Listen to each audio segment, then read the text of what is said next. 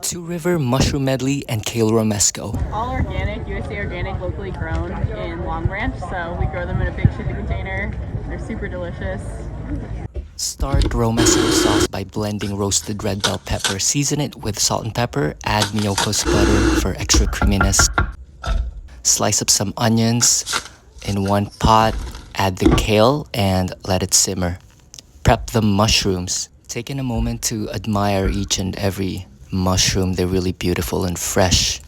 To add flavor, we have a bunch of herbs. So melt Miyoko's butter and give it a quick saute, and then just add your herbs for extra flavor. And let all the flavors fuse together. Visit your kale, pour in the Romesco sauce, give it a quick stir. The aroma of this pot is just indescribable. So time to plate, lay them out nicely, season with Himalayan salt, and voila!